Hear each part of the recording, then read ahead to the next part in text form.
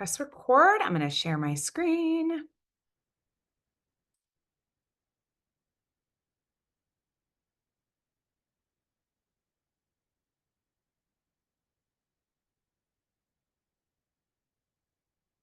Okay, everyone. So hopefully you are here today to learn more about programs in the Netherlands.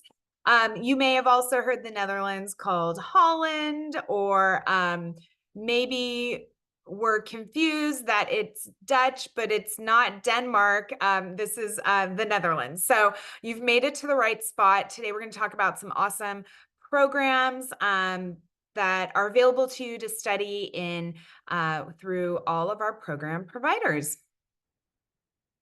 So this session today is not about learning about all these programs and deep diving into your goals and the reasons that you should consider or think about considering when you're studying abroad. Those sessions are offered during our Get Started information sessions, which are in person and over Zoom. So if you haven't done that part yet, still stay. I will touch on things, but you will get more of a deep dive into those topics at our Get Started session. So if you scan the QR code, that will take you to the link on our website with all of our sessions and then recorded sessions too. So after we're done today, this session will be uploaded to that webpage as well. Like I said, I'm going to touch on things, but this session here is to really get the all of the details about these programs. You'll also gain this information from our Canvas course. So if you haven't done that, I know it was down a little bit ago, but it's back up and running. So please check that out as well. And that you can find that all through the Get Started QR code right there. So why the Netherlands, you may be asking yourself, or because you're here, you might be thinking, no, yes, the Netherlands, absolutely. So just some of the reasons why this is such an incredible country to choose to study abroad in is the diversity of universities, so many areas of academic study that you can choose from, whether it's in the humanities or social sciences, engineering. You have opportunities to study with local and international students. So you're really going to be meeting people from all over the world when you study in the Netherlands. Some of the programs offer research opportunities, and you can take your classes in English with Dutch students. So you do not need to know Dutch to study in the Netherlands. You can take your classes in English. So these are just a few of the reasons why. You may be thinking of some other really fun reasons why the Netherlands is such a great country to study in, which could be its location. It's very close to other countries. So if you're also thinking about traveling, there are a lot of easy ways to get around, whether it's the train system or their huge airport near Amsterdam. So the Netherlands offers a lot. So we're going to talk about some of the featured programs in the Netherlands. The majority of them are running this year, some are not. But for example, our Global Seminars program was in Amsterdam last year, not this year, but it's just something to be mindful of that the programs will rotate and come back. So there's a lot of opportunities to be in location. So today I want to point out on a map where you will be studying if you choose the Netherlands. So as you can see, Netherlands is a tiny country along the North Sea and borders Belgium and Germany. It is a small country with a large presence. You see with the first blue dot or blue arrow, I'm sorry, is Utrecht. You'll see me talk about that with a few of our universities, a very popular location for our students. Utrecht is very centrally located. Most people who know the Netherlands know Amsterdam, and it's about a half an hour or so train ride from Amsterdam. So relatively close to the bigger city, but taking you outside of that just a little bit. I would say maybe close second or tied for first location where a lot of our students study abroad is Maastricht.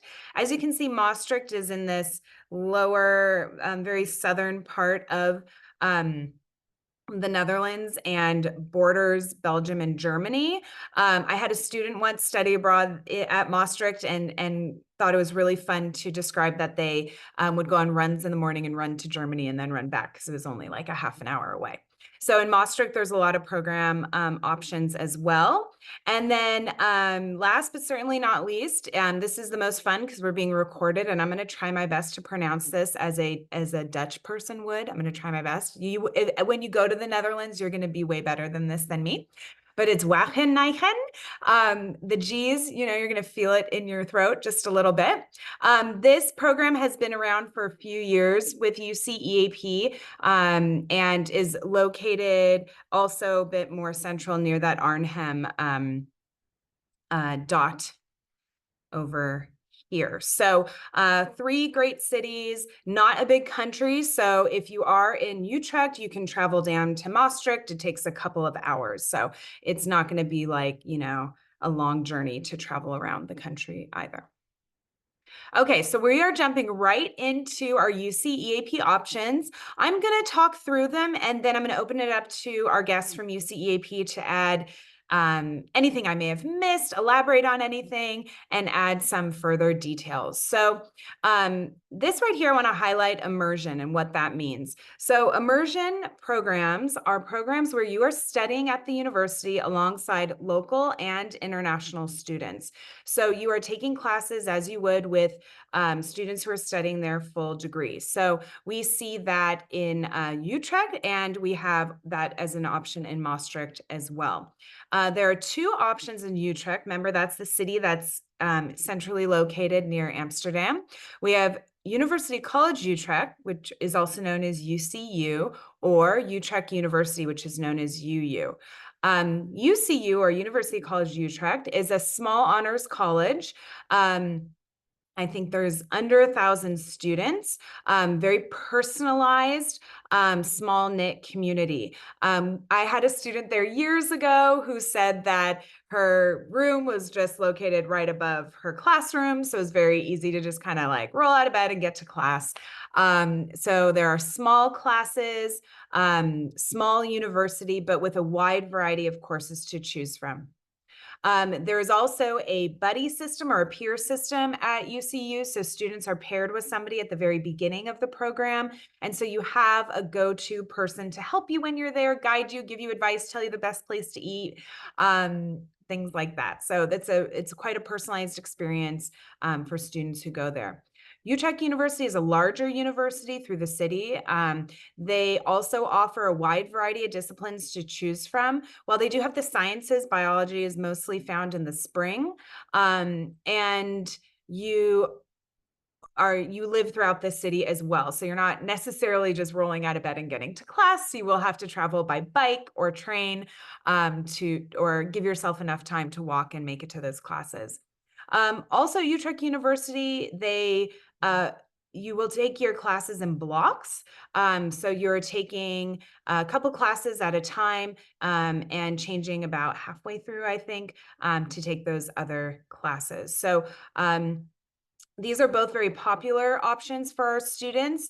And something I will also mention is these are programs that do fill. We do have limited spots. So if you are interested in the fall or the year, it is important to apply on November 20th when the applications open, or as soon as possible to hopefully secure a spot.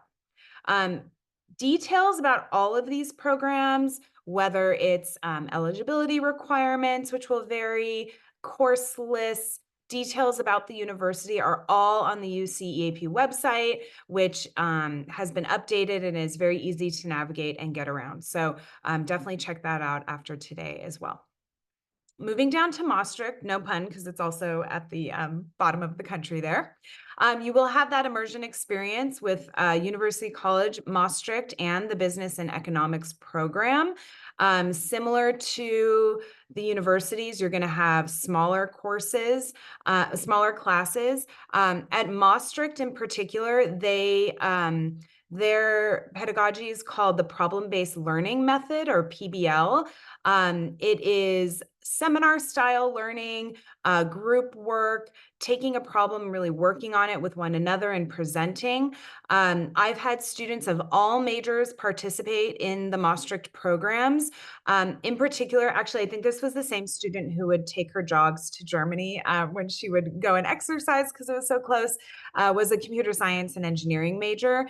And she really highlighted how interesting it was to study the problem-based learning method with engineering because it was so unlike how she was learning at UC San Diego. So it really took what she was learning, which was more assignment-based, and giving her this opportunity to collaborate with others and engage in this group work and presentations. And she thoroughly enjoyed that experience because it mixed it up a little bit too. So that was a fun part of their experience.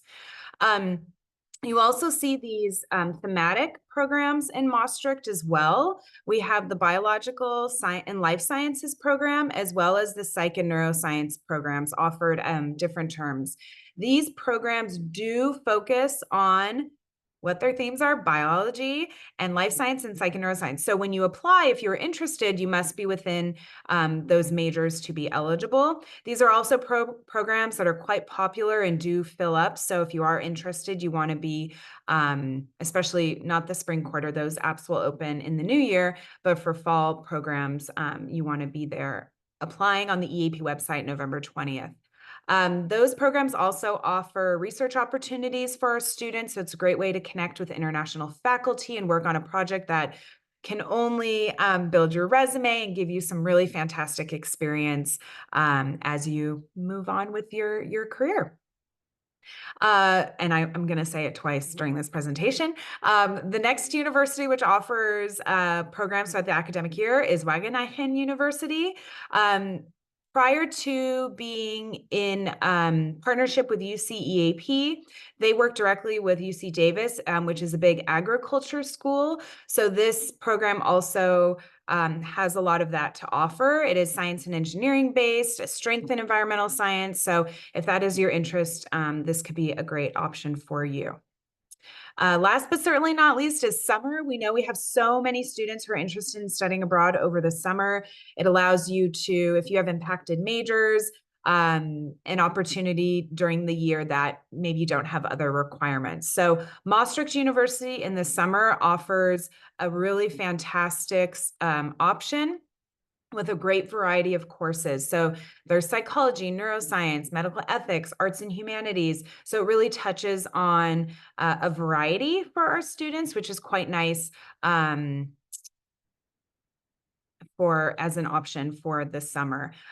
Also summer in the Netherlands, you might get some of the better weather, spring and summer. It is, as you can see from this picture, a little gray, little cloudy, misty at times.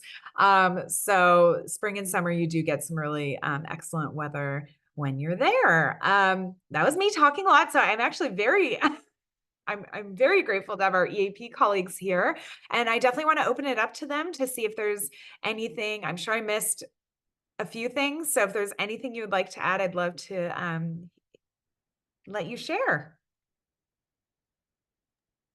Thanks, Sarah. That was really a great comprehensive overview of the eight programs in the Netherlands. So there's a lot of options that you all as students have in the Netherlands. I don't know that I'm going to say anything terribly different, but maybe reiterate some of the things that you had said, Sarah. So with UU and UCU both being in Utrecht, UU is a block program. So students would take 2 courses for 8 weeks and then switch to 2 courses for 8 weeks, where at UCU students would do a traditional 16-week semester where you take 4 courses concurrently. So even though those 2 programs are geographically in the same location, their academic structure is quite different. And UCU is the honors college at UU, so they are together. Both are great immersion programs, as you said, Sarah. They offer like everything: humanities, social sciences. They have a really robust course offering. Almost all of their courses are taught in English, so there's just tons of different types of courses to be available to students. I would say at UU, the Faculty of Geoscience is particularly popular at UU, and that could be sustainability, environmental sciences, earth sciences, geography, and I think I already said sustainability, but sustainability. I would say I see a lot of UU students encouraged to take courses through the Faculty of Geoscience. That's probably the most popular area in which I see students take courses. Where UCU, it's humanities, social sciences, so you don't have to take geoscience courses at UU, but there is a great opportunity to do that there. At Maastricht, University College Maastricht and Business and Economics at Maastricht are both also block system programs. As you mentioned, students take 2 courses for 8 weeks and then switch to 2 other courses for 8 weeks. So it's just a little bit more accelerated than the quarter system. So it really does work great for our students on the quarter system. Business and economics is exactly what it sounds like. It is a business and economics program. And so that would be very specific to students majoring in business management, business econ, accounting, something like that, marketing. There would not be an opportunity to take GE, breadth, or major courses outside of business and economics. We're at University College Maastricht. That is the honors college, and students have open to a variety of courses, like you said, sciences, social sciences, law, governance, political science. It's a true immersion program. And then we get into kind of more of our themed programs. So the biological and life sciences program and psychology and neuroscience are all also offered at Maastricht, and those are themed to their titles as they psychology and neuroscience courses versus biological and life science courses. Psychology has a fall program and a spring program. So there's a really unique opportunity with that psychology and neuroscience program to actually do spring quarter, which is one of our more uncommon options. It's like an actual winter quarter or an actual spring quarter. And so we do have that program that aligns with spring quarter, and students take 2 courses plus that independent study project, that research project you were mentioning, Sarah. And off the top of my head, I think it's 14.5 quarter units for that program. And then Wageningen is a really super great program for animal science students, food science, environmental science, earth science, sustainability. Wageningen is both the university and the city in which the university is, and it's one of the Dutch quintessential green cities, where it's all carbon neutral, very bike friendly, very environmental focused. This program, as you mentioned, Sarah, as I said, I'm just going to reiterate what you already said. This program was built for UC Davis's food science majors, but we've subsequently opened the program to students across the UC system. And there's both a fall semester and a spring semester available at Wageningen Research University now.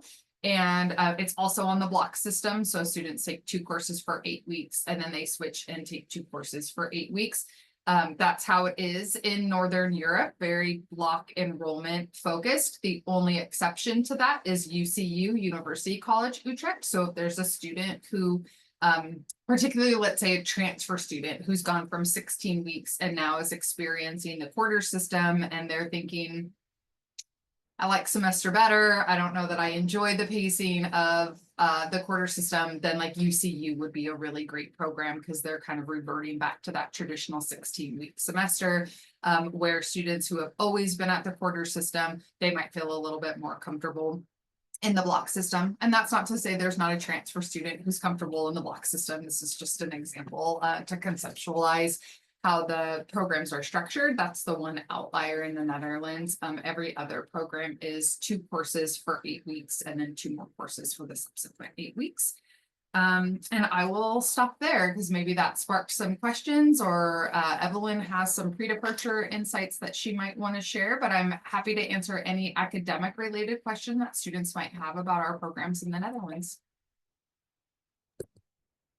Thank you, Amber. So one of the first things I was thinking of you know, Amber's talking a lot about academics and whatnot and how sometimes it's very different from the UC. One thing that I have noticed, working with the Netherlands, 'cause, you know, I haven't been here that long, but I have noticed that, you know, the partners or the point of contacts, with the partner universities, they're very responsive to students.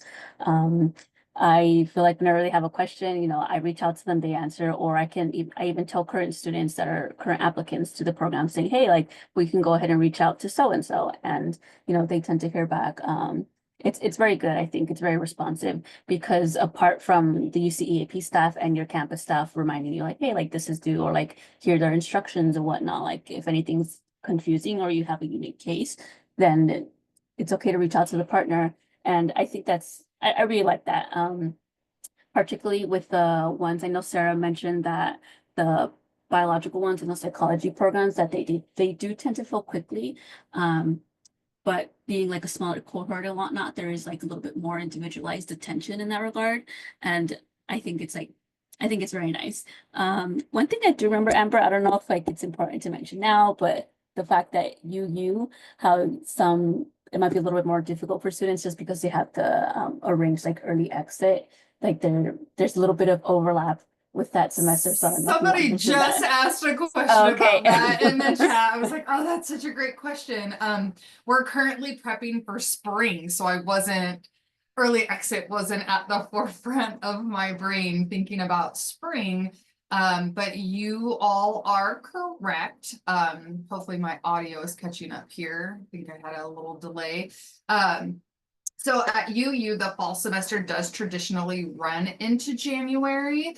And so some students will stay the entire fall semester. I'll start with that.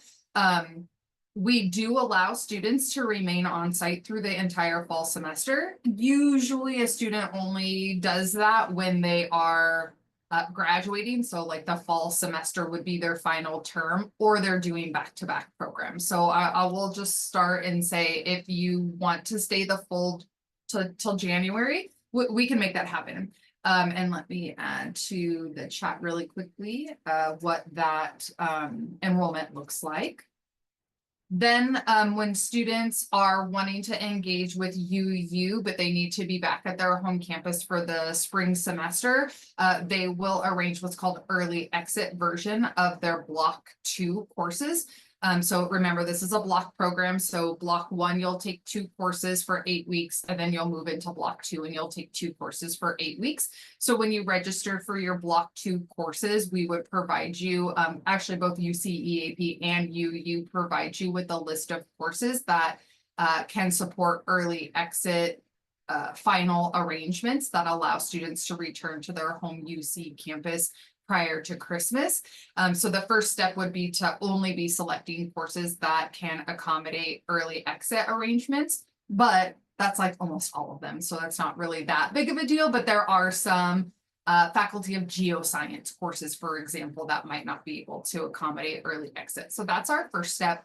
And then once we know that you're enrolled in an early exit version of your period 2 courses, we give you some paperwork to complete with your instructor that will help outline the kind of terms and parameters of how you're going to complete the course prior to December. Do you turn in a paper early? Are you taking an exam early? Are you doing some type of different assessment? So that will help determine how exactly you'll be completing the course. And then you would be able to complete your coursework prior to Christmas and return for the winter holidays. And here's some information on how that works for students that are doing early exit, because they do earn slightly different unit values for their block 2 courses because they are cutting off a substantial portion of the term, kind of that last 4 to 6 weeks. So there's a slightly different unit value that's earned, but the process of enrolling in early exit courses will happen at the time that you would be working on your host application, which, oh boy, Evelyn, I need you to help me out, will be in March, first fall. For the For spring fall of applications? 25, yeah, no, for fall of 25, that would be in like April, maybe April, when they were doing a I host think app. like March, April, yeah. Yeah, around that March time. or April or so. So very early, right? In March and April of 2025, you would be selecting courses for fall of 2025. So you would be selecting those courses quite a bit earlier than you're used to. And then they get confirmed quite a bit earlier than you're used to. And once they're confirmed, they're set. Those are the courses you'll be taking abroad. You'll know those very far in advance. And then nothing really will happen after that until about November when you're enrolled in your early exit courses. Then I would kind of follow up and send some paperwork to you. So that might have been a much more detailed answer than the student actually wanted, but hopefully that gives you some information to conceptualize how early exit works at UU. Most of our students do engage in early exit. I might have 1 or 2 students, maybe 3 students that are staying for the full January term, but most everybody, most UC students studying at UU will complete early exit. So that's normal, and we have a process in place to facilitate that. Thank you both so much. That was amazing. And yes, we, through the years, I think I've worked in the office now 12 years, and I think I've only had like 2 students stay into January. So most students are back by the time winter quarter begins and find the classes they need and all of that. So that's fantastic. Thank you so much for your insight. I'm always learning something new, even after all these years, and that was really amazing. I appreciate probably too much detail, so I apologize for that, but That's it is okay. normal. We have a process in place. Yeah, we'll have time for questions at the end too. And something Evelyn touched on was, transportation and bikes. And that's one thing and sustainability. And that is very thoughtful in the Netherlands, is how folks get around by the use of trains and bikes and trams. So when you are on the ground in the Netherlands, you will have many modes of transportation to choose from, and a very efficient modes of transportation to choose from. So when you think about things that make the culture of being somewhere, that is something that is really important, I think, for our students. Another thing is it's what was I going to say? Oh my gosh, my train of thought. Oh, trains. I was talking about trains, but it's not like here in San Diego where transportation is there, but I wouldn't say efficient all the time, and it's not abundant.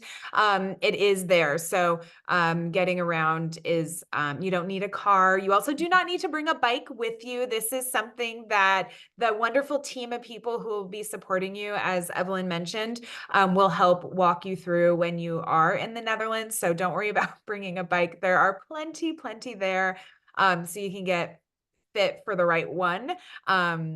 Especially being the height of the Dutch people, you want to make sure, unless you are of the average height in the Netherlands, they'll help you find a great bike as well. And then, of course, there's other aspects of the culture. It's a very tolerant culture. There's a lot of resources and celebrations. It's a historically significant country. And so I think if you're into art and culture, you will find it in abundance when you're there as well. So we're going to move on from UC EAP, but I do want to mention that we will have time for questions at the end. And of course, we have the chat. So if anything comes up, please, we will be at the end shortly. So not only do we have UC EAP, we have other UC campus programs as well. And as I mentioned, the global seminars, which are UCSD faculty-led programs, are unfortunately not in the Netherlands this year. There may be other UC campus programs that do offer programs. So unfortunately, there isn't one great search engine to find all the other UCs are offering, but I would encourage you to jump on their websites, and we have links on our website to take you directly there, and you can do a quick search to see if any programs are offered this summer. Please note that these are mostly faculty-led programs, similar to our global seminars. So they're courses, and they're very specific, usually open to all students. But again, it might be in a different city of the Netherlands if you're interested in being there. Through the other UC campus programs, you'll find that. And similar to UC EAP being UC transferable and the grades factoring in to your UC GPA, that will happen from the other UC programs as well. So unfortunately, I don't have some great examples, but their websites are beautiful, and will have all the information you are looking for as well. If you are interested, if let's say you do find a program through another UC campus, please notify us through the Virtual Advising Center, because it may be you don't find that program within Tritons Abroad, because in addition to applying directly through that UC, you also need to complete our information. But sometimes we have to manually add those programs because it's kind of here and there. A big and important topic for our students is financial aid and scholarships. And I'm so proud of our office for offering so many opportunities for our students, not only to be awarded scholarships, but to understand their aid and the finances behind their programs that they choose to go on. We are very, very lucky in our office to have a financial aid advisor who works with our students. His name is Eduardo, and he is so helpful and kind and very patient with our students. So if you receive financial aid, and perhaps this is the first time you're taking a look at it in this way, like, okay, I received this much, how can I go on this program? Eduardo's there to help. So he's available during our drop-in advising on Fridays. You can reach him through the Virtual Advising Center. And in this last point here, he has an email address. Once you narrow down exactly where you want to go, so let's say you want to do the summer Maastricht program, you let him know, and then what he does is he'll create a specific budget based on the program budget and your aid package. To bring to light what you're responsible for, what loans are available, and then if you receive scholarships, how that works in. So it is very important for us that you understand your aid too, because it may not be that, it's very few and far between students who receive enough scholarships to pay for everything. Does it happen? Occasionally, but it's not the norm. But what it is understanding your aid, understanding the cost of a program, what you're responsible for. And I think that makes, in addition to earning scholarships or having grants that cover it, I do think it just makes students feel more comfortable having the knowledge and understanding. There are scholarships for every term to study abroad. UCEAP has 2 scholarship cycles. So there's one for students studying abroad summer, fall, and year. And then there's another one for students studying winter and spring. So if your goal is to study abroad winter and spring, but you're seeing all this fall and year stuff, don't worry, we're not forgetting you. We're just taking one step at a time. And there's various scholarships that UCEAP offers. There's various scholarships that our office offers. And we will be in touch once we have our info sessions about that, as well as the applications. There are actually financial aid and scholarship sessions going on now. So if you check that, I'll have a link in a slide or two with QR code with all of our sessions coming up. And again, like this one, they'll be recorded so you can reference it in your own time as well. And then the pages on our website for financial aid are built out too. So we are very grateful in our office to have been awarded this past year by the Chancellor's Office $500,000 worth of scholarships. We were also awarded recently through CIEE, which is a study abroad provider that EAP works with sometimes, and they offer some really amazing programs. We were awarded a grant to send students on internship opportunities next summer. So please, and that's fully paid. So if you would like more information about that, please come to our office. So there's money out there, and we want to help you understand what's out there so you can be best equipped to apply and be awarded for those scholarships. And we have a whole financial aid and scholarships page on our website as well. So going back to UCEAP, they have a virtual study abroad fair on Wednesday, October 23rd. So if you scan the QR code, it will pop up. We'll also, if you follow UCEAP on social media, they'll post, as well as so many amazing videos and clips and posts about the wonderful opportunities they have. So check that out. We also have our annual Study Abroad Expo, which will be Friday, October 25th in Town Square, so right near the Student Services Building.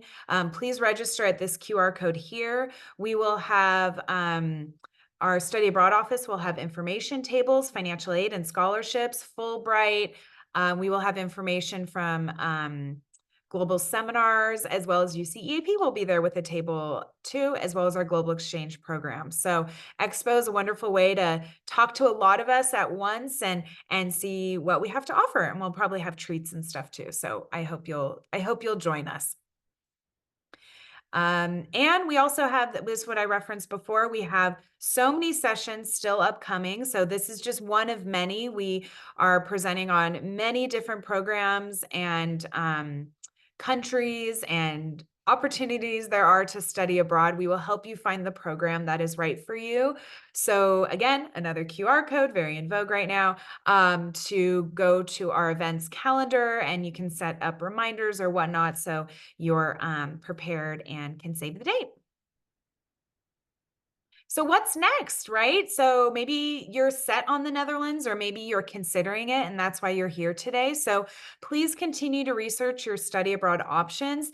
As I mentioned, the UCEAP site has so much wonderful and valuable information, including cost, scholarships, academics, what to expect. So please check out the website for more information. It's also so important that you speak to your major. If you have a minor, and your college advisors, while we want you to study abroad and we are supportive of any program you choose, your major and your college, and if you have a minor, they are the ones who will review your courses and your petitions and have the most information about the classes and what is required of you. So as you plan, please incorporate the conversations with those advisors so they can best give you the best information to help you reach your academic goals. A lot of majors and departments on campus have study abroad on their websites. Some have already collected information in terms of departments and courses students have petitioned from study abroad. So there's so much information out there, but please reach out to us if you have any questions. The application deadlines, there's a link on our website with information on how to get to the UCEAP page if that's what you're looking for. If you're planning on applying to another program and you don't see the information you're looking for, please let us know. We have a very detailed how to apply page on our website as well. So if it's UCEAP, we have instructions on how to apply there. If it's another UC school, like a summer program, if it's our global seminars, we have all the details and steps on how to apply. And then you're not expected to memorize all of this. You're not expected to watch it over and over again. But we do encourage you to drop into our advising, attend more info sessions, use the VAC. Please don't be shy. We're here to help you navigate this, which is a lot. We totally know that and understand, and we're here to help you. So that's all I got. And now I want to open it up to any questions anyone may have.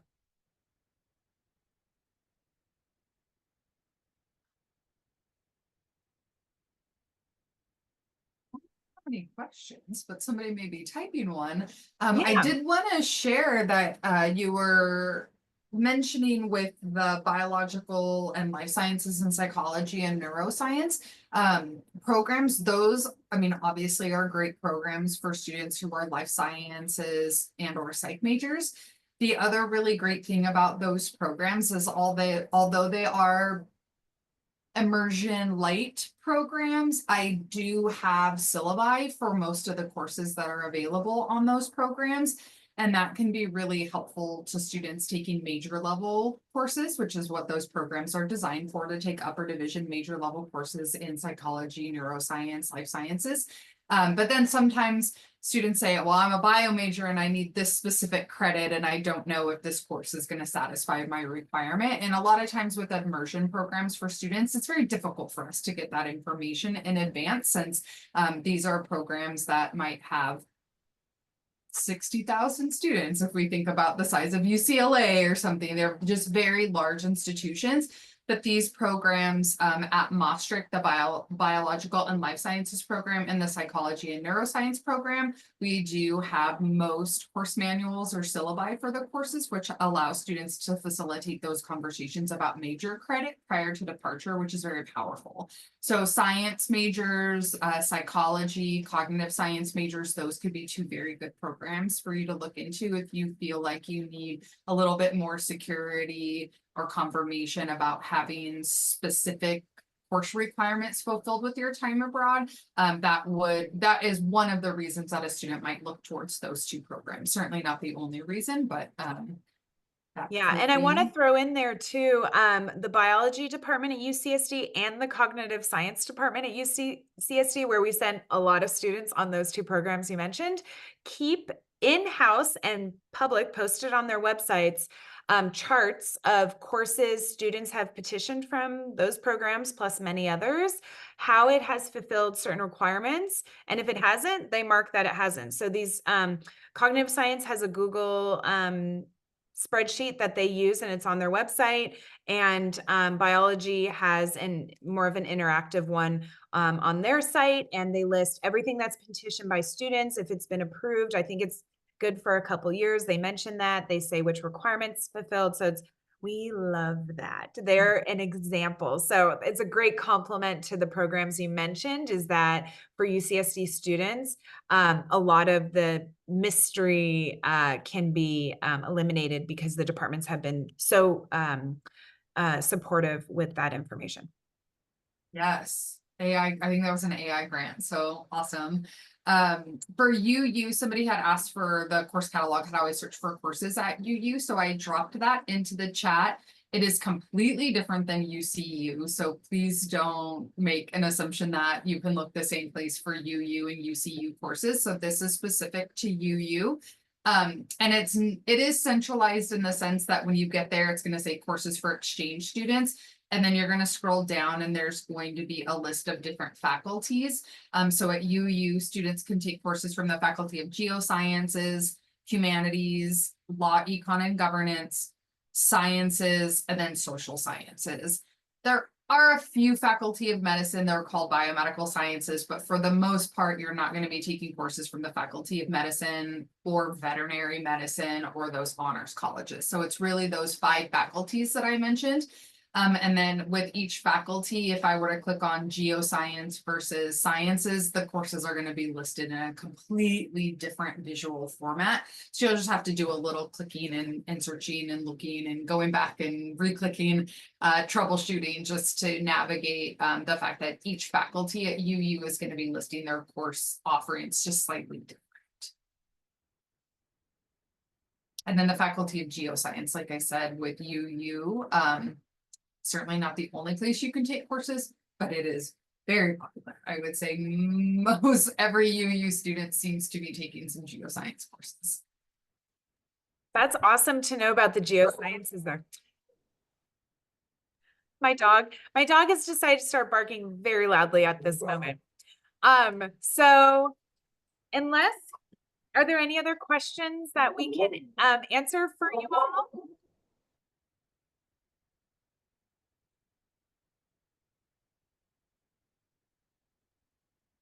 I hope you guys consider applying, like Evelyn mentioned. Our hosts at our immersion programs are very involved with our students, and that is not the case at immersion programs across the world. But the Netherlands, Dutch people are very friendly. They're very social. Everybody speaks English. One of the most common questions that I get about my job is, well, how do you talk to your partners? And I'm endlessly grateful that everybody in the Netherlands communicates with us in English. Your coursework is taken primarily in English. There are some opportunities to take Dutch language courses, although most of our students are going out there to take coursework in English. And our partners out in the Netherlands take amazing care of our students. So you'll be with small kind of cohorts of other UC students, but you would be really going there to experience Dutch academic culture as an immersion program at one of their universities. And we hope to have you guys join us in the 25-26 academic year. Yes. Thank you all so much. I'm so appreciative. Thank you, friends from EAP and Thank you to our students who joined us today. And please reach out to me if you have any questions. I'm here to help you out. So thanks again. I'm gonna